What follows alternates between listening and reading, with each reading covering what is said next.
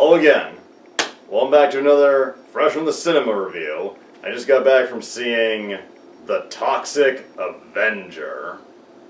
More specifically, the new reboot remake version of The Toxic Avenger.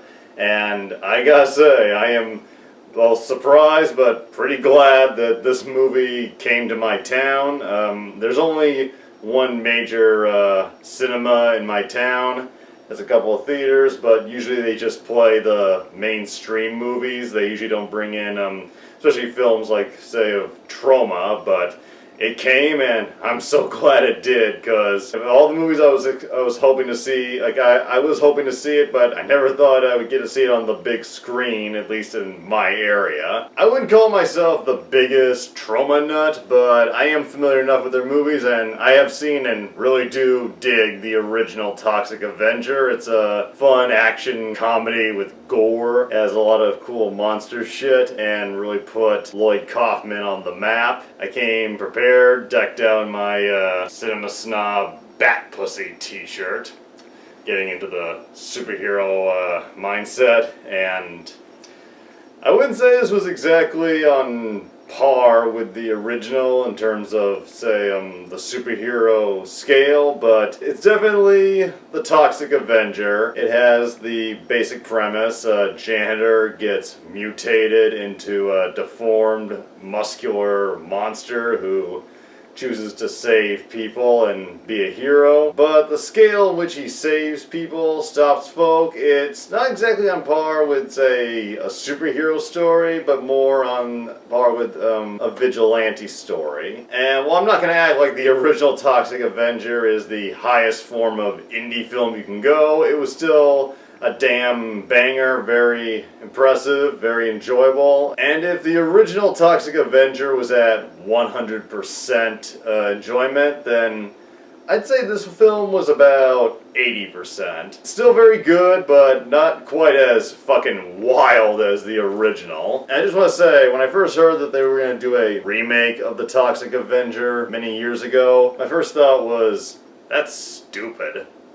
But then I thought about it, and stupid is kind of Troma's bread and butter, so yeah, it makes sense, and kind of surprised they didn't try it sooner.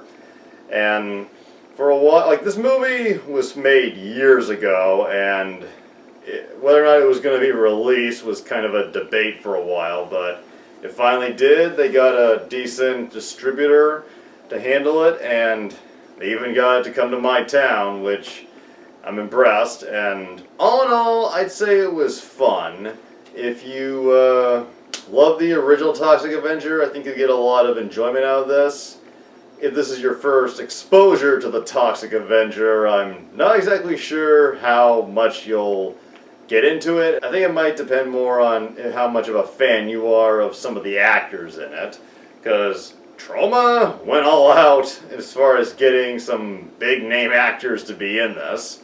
The Toxic Avenger here, the main billed actor as the Toxic Avenger is Peter Dinklage, which right away is just a funny image. He plays the janitor, not named Melvin this time. The janitor's name is Winston, and he's like put upon. He's not as nerdy as Melvin was in the original, but he's more of a put upon. He's a widower. He's struggling to maintain a relationship with his stepson, Wade, played by Jacob Tremblay, who has had quite an interesting career, going from Smurfs 2 to Room and now here.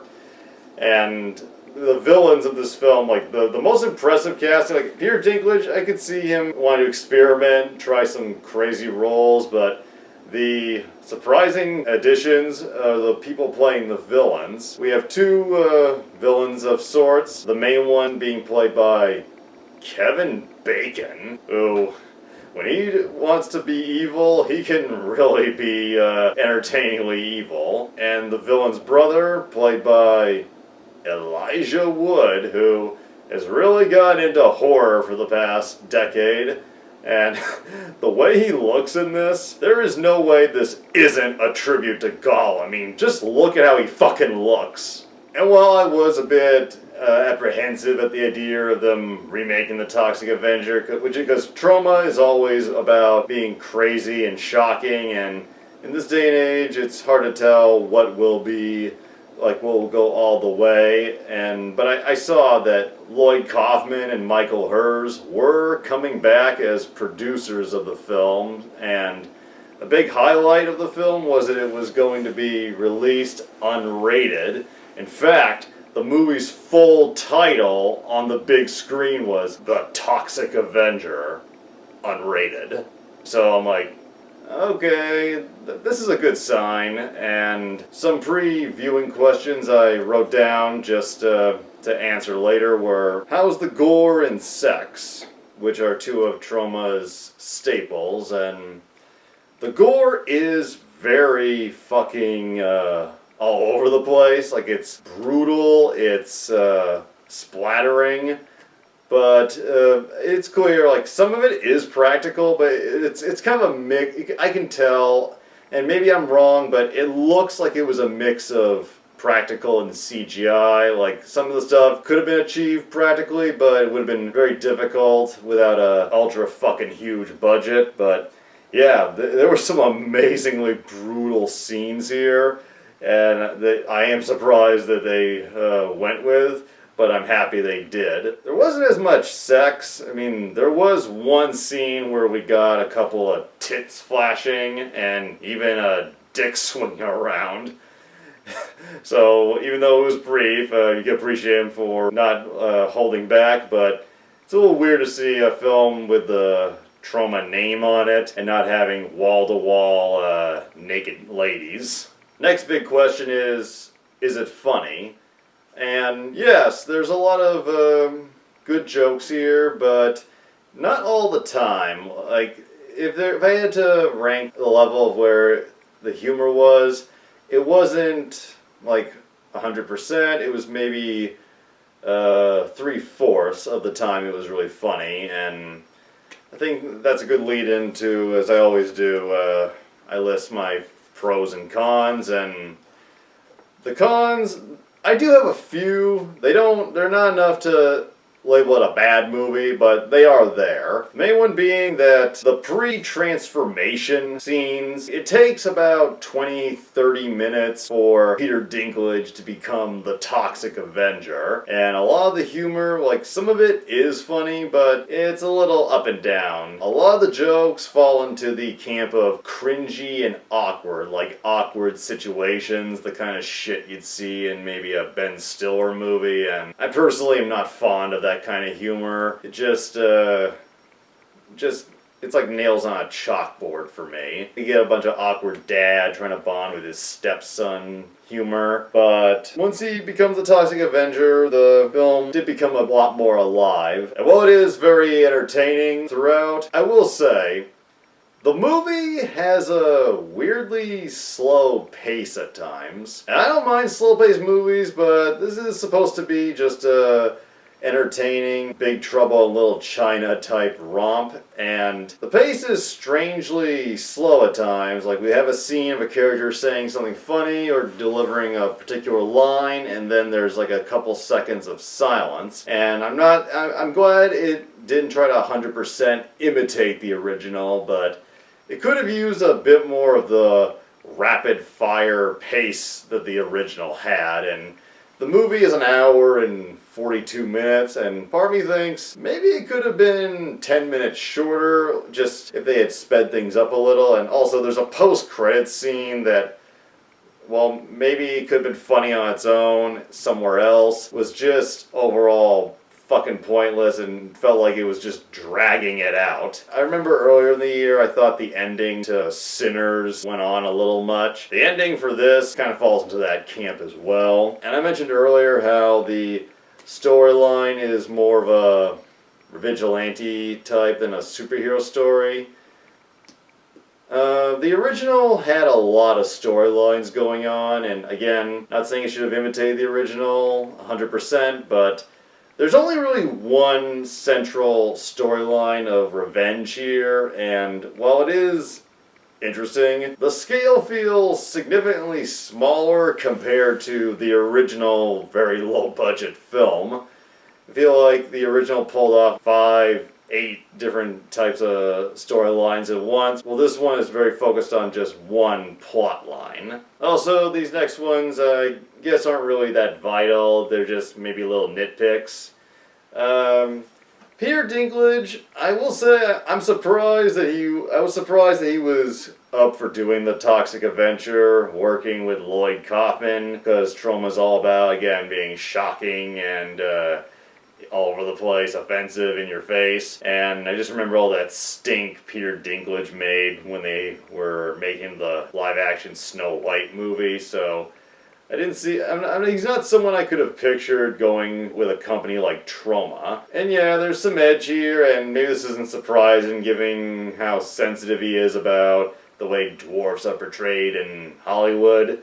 But there was not really a lot of midget jokes with the character here. There was like maybe one reference to him being a small guy, but it was after he was transformed and he was significantly bigger.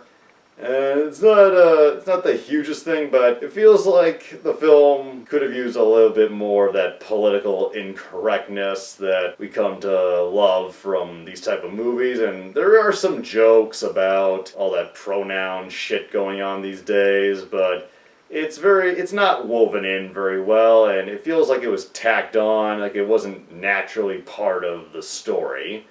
And lastly, and again, it's kind of a nitpick, but the blind girlfriend in the original, she's not part of this movie. There is a blind lady, but she's a very small character, and she doesn't really play a major part, and maybe it was just meant to be a callback to the original, but part of me thinks, why even bother including her if you're not gonna make her a central fucking part of the fucking story?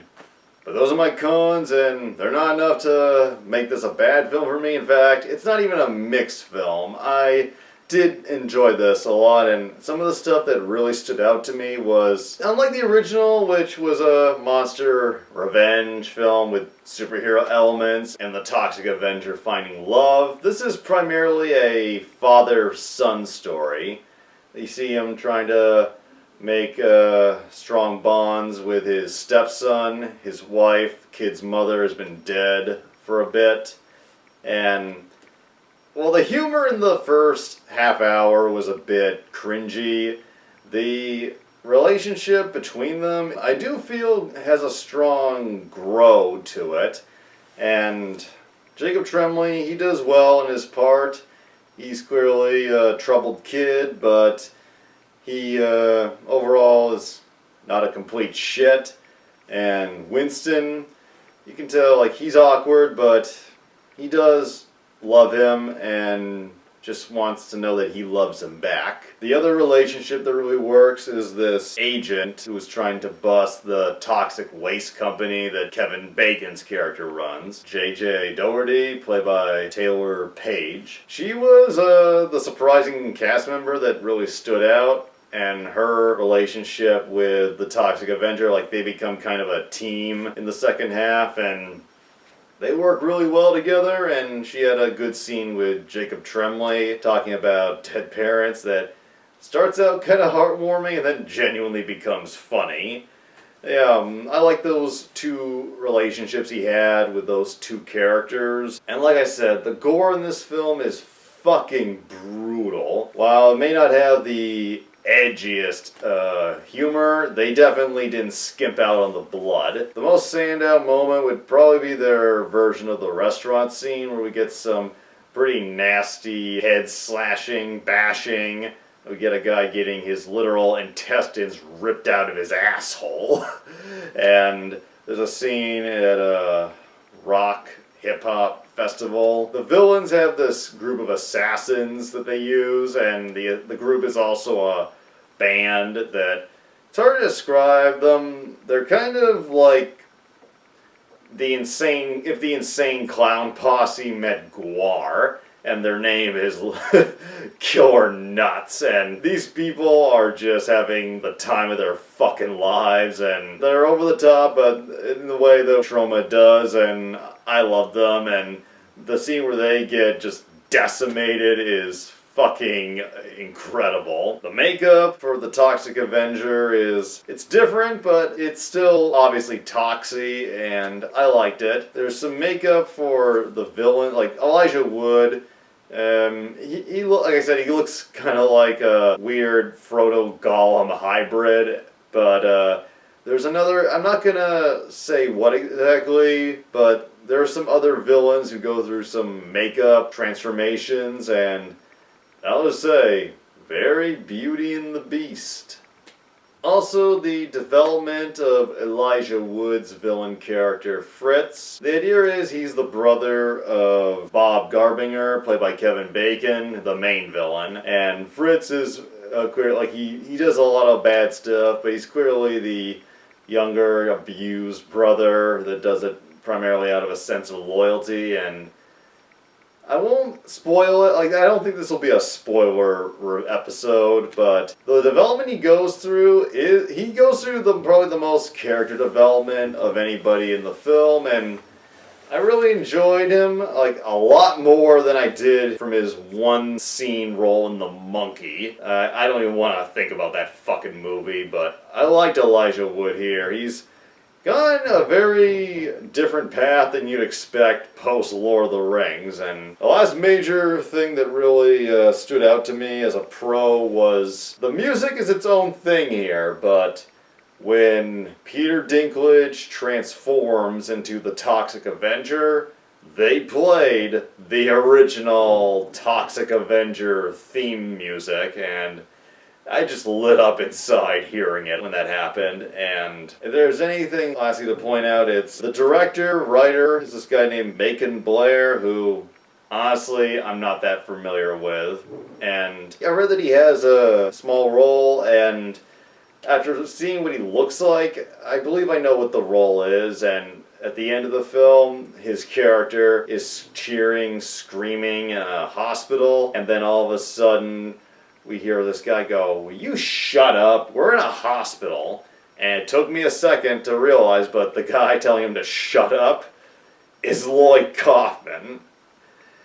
It's just great to see him making his usual cameo appearance. And before I forget, while Peter Dinklage does give a good performance, I will say I feel like there was a little bit of, maybe this was mentioned in previous interviews or whatever, but I was under the impression that he was going to be the Toxic Avenger both before and after the transformation, but no, the physical appearance of Toxie in this film is played by Liza Guerrero.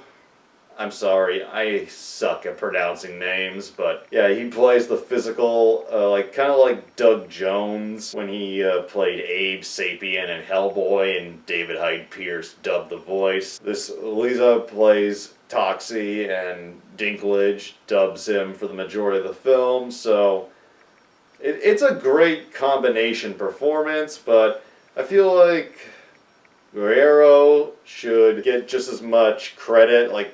Kind of reminds me of David Prowse and James Earl Jones. One, the voice might be the thing that stands out, but the body makes it jive. Without him, it just doesn't work. And yeah, I'm glad I went. I did have a good time. I still think the original is the superior film, mostly because it was a small, sleazy, sometimes unintentionally entertaining film. Well, this one, even though it's still sleazy and gross, it feels like it clearly is trying to have a bit more of a mainstream appeal. And the original just didn't give a fuck, it just did its own thing. But nonetheless, I'm glad I went, and it's cool to see the Toxic Avenger still being relevant and still getting some love. And if it comes to your theater, I recommend give it a watch, and hope you enjoy my review. I will see you again soon.